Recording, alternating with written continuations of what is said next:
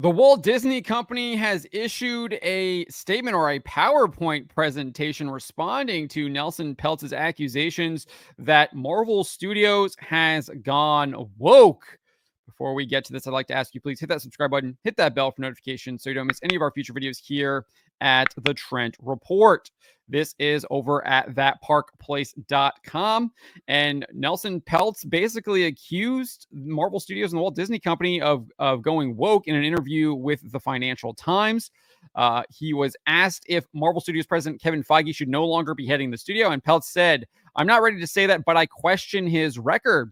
Later in the interview, Peltz made it clear what he questions about Feige's record. He says, people go to watch a movie or a show to be entertained. They don't go to get a message. He then asked, why do I have to have a Marvel that's all women? Not that I have anything against women, but why do I have to do that? Why can't I have Marvels that are both? Why do I need an all black cast? So obviously, accusing Kevin Feige and Marvel Studios of going woke. And that term was used throughout the Financial Times article. It's unclear if Peltz actually said that to the reporter, but the reporter seemed to indicate that is indeed kind of how he was describing the company. Peltz's criticisms are not unheard of. Kevin Feige made them in an interview with Jason Squire on his The Movie Business podcast back in January 2023. This is what Feige said when he was asked about trying to distill the success of Marvel Studios down. He says, and I guess to distill it down of what lessons are learned is to entertain the audience at every turn. Frank Capra has a quote that our co-president Louis D'Esposito quotes often, which is basically to distill down to entertain first. You can have as many beautiful messages and beautiful life theories and beautiful thematics that you want to put into the world that all of us do and all our filmmakers do. But if you're not entertaining first, it will fall on deaf ears. So he's admitting that they were indeed putting all of these messages into the movies and that they got away from entertaining first. That is what Kevin Feige is saying right there. Obviously, he's using some flowery language and kind of beating around the bush a little bit, but that's pretty much what he's saying. He goes on and says, I think that's always been the way.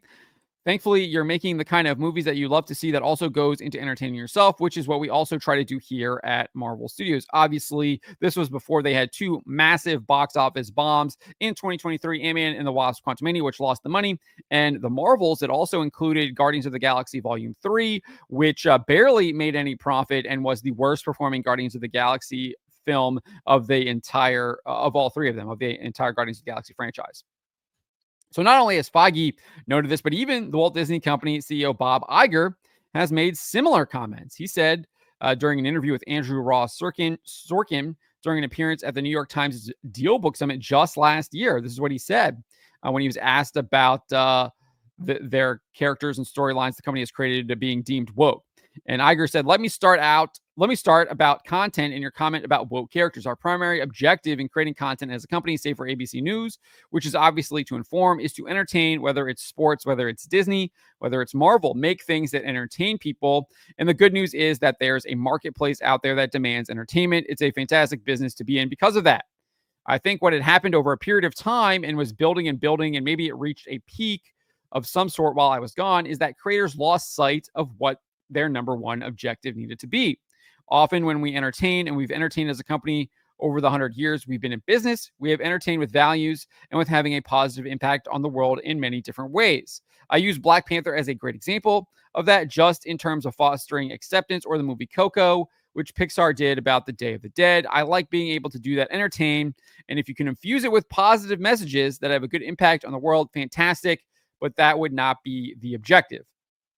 But he says here that they lost that objective, right? He says that they lost that number one objective of entertaining, and they were clearly, obviously, then just pushing messaging. You have to, these people play word games, and this is, we're here to see through the word games. I'm here at least to see through that. Hopefully you guys see it too. But that is how I see him saying that. I mean, he literally says that the creators lost sight of what their number one objective needed to be. He's saying that number one objective was to entertain. So clearly they weren't doing that. So what were they doing? I think it's obvious by watching their films, they were trying to push a bunch of woke ideology, whether that primarily feminism is what you usually see. There's a reason why the moniker MCU is now used, and it's even used by their own actors. Alako Cox promoting the Echo series did that, if you recall. before she corrected herself. Then Iger goes on to say this: when I came back, what I have really tried to do is to return to our roots, which is, remember, we have to entertain first. It's not about messages. So they clearly weren't entertaining first, and it was about messages, right? He's saying that right here. Again, if your story can have a positive impact. So there's that, and I've worked hard since I've been back in reminding the creative community that are our partners, okay, so our employees, that's the objective. And I don't really want to tolerate the opposite. So there's that. So he's clearly making the same argument that Nelson Peltz is making. Remember, what did Peltz say originally? He says, we go up here. He says right here, people go to watch a movie or a show to be entertained. They don't go to get a message. So we've heard this from both Kevin Feige and Bob Iger. They both have pretty much made similar comments. Nevertheless, what does the Disney company do in response to these comments from Nelson Peltz? Well, first, a spokesman told Reuters, this is exactly why Nelson Peltz shouldn't be anywhere near a creatively driven company. Well, if that's the case, then that obviously applies to Kevin Feige and Bob Iger as well. So what does that say about the Walt Disney Company? I mean, these people are really stupid. They're really stupid. They have no understanding of what they have just done. They have shown that if Peltz is not qualified, then neither is Bob Iger, neither is Kevin Feige. Really, really, truly astounding how stupid these people are. We then got this PowerPoint presentation, one slide PowerPoint. It's like 4 slides, but there's only like this one slide here. One slide is like the title. It says like, oh, Nelson. The next slide is a disclaimer, legal disclaimer. Then you get this slide, and then the final slide is like the end slide, and it doesn't really have any information on it. But we got this slide here. PowerPoint presentation. This is how they responded on their Vote Disney website. And it says here that Peltz's comments demonstrate, quote, again, how ill-equipped he is to serve on Disney's board. Well, if those comments show that he's ill-equipped, then again, what does it say about Bob Iger and Kevin Feige? Then they go on to refer to Peltz's comments about Marvel having an all-women film. The studio shared global box office revenue for Captain Marvel and the Marvels. Interestingly, it does not mention return on investment or the fact that the Marvels grossed less than $200 million and likely lost the company hundreds of millions of dollars. It just shows the total gross. I think it's like 2.3, or it's like, I don't remember what it's like, 2.3 billion or something like that. Maybe that's the Black Panther Wakanda Forever, but they just have the total box office gross. It's 200 million plus whatever Captain Marvel made. I think so. It's probably like 1.3 million, something like that. Because I think Captain Marvel did like 1.1, or 1.3 billion. Because I think Captain Marvel did 1.1 billion total globally. As for his comments about an all-black cast, they shared the global box office for Black Panther and Black Panther Wakanda Forever, which doesn't have an all-black cast. They're an entire group that's based off of like Aztecs. That they decided to make them Aztecs for whatever reason. And it says it does note that Black Panther Wakanda Forever's box office, it does not note that Black Panther Wakanda Forever's box office declined by 36% compared to the first film, or that its video sales declined by over 91%. That's from the numbers. The numbers reported that Black Panther, the original Black Panther film, 2018, when it came out, did $100 million in direct video sales. Wakanda Forever only did less than 10 million. 91% decline. 36% decline at the box office for Wakanda Forever. They don't want to mention that, though. Don't want to mention that. Only box office grosses. I mean, this is crazy. This is the stuff that Ike Perlmutter says he was fired for, because all they focused on was box office grosses and they didn't focus on return on investment. And Disney is like doubling down on this stuff. It's just absolutely wild that this is the stuff that they are pushing. They then posit this. Imagine the damage Peltz would do in Disney's boardroom with these perspectives. You mean the same perspectives that Bob Iger and Kevin Feige have, that they need to entertain first and they stop pushing the message? Because that's what they said. We've got them right there. 2023, January 2023. And then I think the New York book deal summit was just this past winter, like November or December, I believe. It might have been a little bit earlier, October, but comments made last year, 2023. Peltz making similar comments, right? So how much damage are Iger and Feige doing to the company? They actually work in the company. They're not even on the board. Iger's the CEO. Kevin Feige's the head of Marvel Studios. How much damage are they doing? They then state, Peltz, including his silent partner Ike Perlmutter, would harm Disney and jeopardize our strategic transformation. Peltz brings no additive skills to the board, doesn't understand our business, and has no plan to create shareholder value.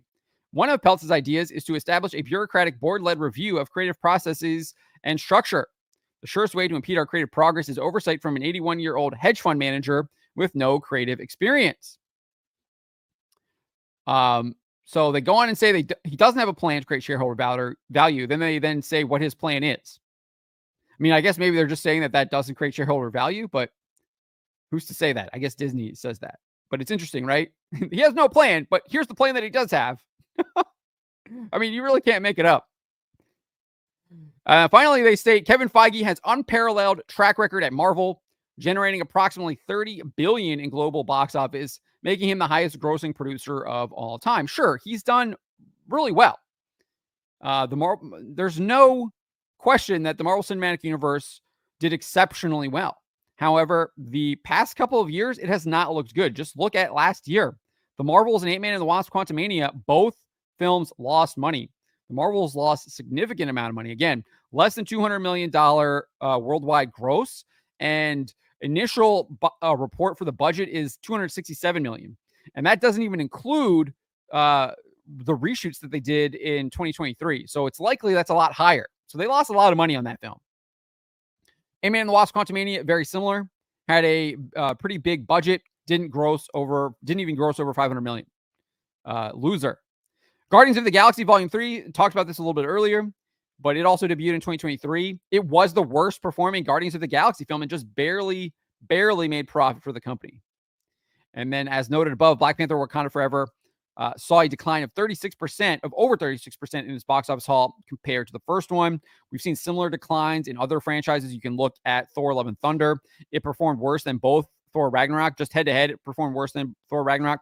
If you look at it compared to Thor The Dark World, if you adjust for inflation, it did worse than that. The only Thor film it beat was the original Thor film before the MCU basically became the juggernaut that it was. I mean, you can look at Eternals. You can look at Shang-Chi. All those films struggled mightily, and we know that they were all about pushing the woke ideology, especially Eternals. We have that from Kevin Feige. He admitted that is why the film was boosted to the top of their production list, because they wanted to do all the race and gender swaps. I mean, he said that in an interview. I think it was with Entertainment Weekly. But yeah, it did not do well. It doesn't look like they're going to be doing a sequel. Who knows if they're going to be doing a sequel to Shang-Chi? That film didn't do that great. But it's not just box office, right? It's not just box office. You got to look at their track record on Disney Plus. Feige's track record on Disney Plus has been spotty at best. I mean, look at the most recent release of Echo.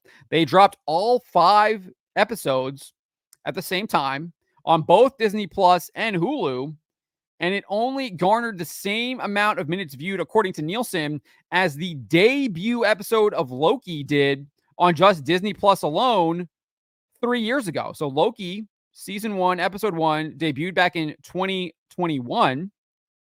It also garnered 731 million minutes. One episode had the same amount of minutes on just one streaming service that Echo did on 2 streaming services for 5 episodes.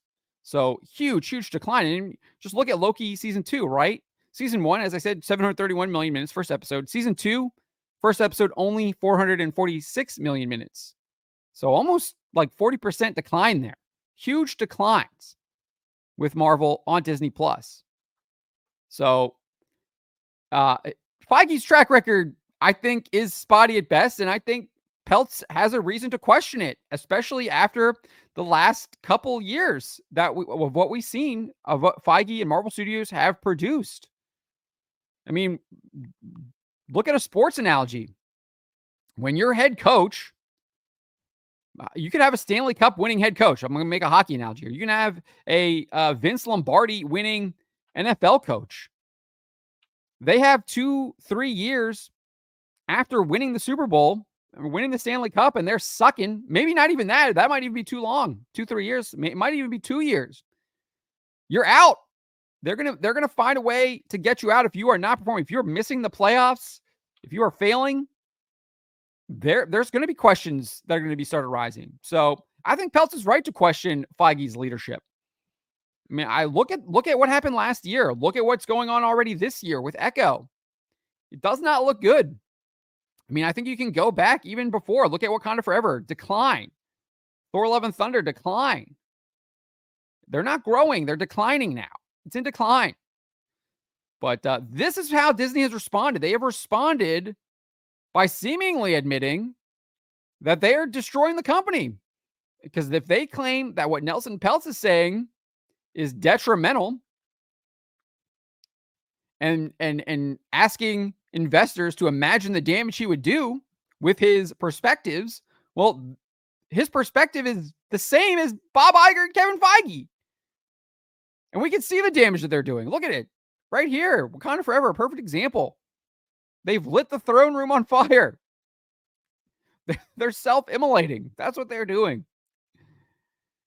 And maybe you need someone to come in who actually maybe believes what Iger and Feige are saying they believe, which I think their track record doesn't show that. But let me know what you guys make of this. Let me know what you make of Disney's response to Nelson Peltz accusing Marvel Studios of going woke. Let me know in the comments below. Remember to always be charitable, but to always speak the truth.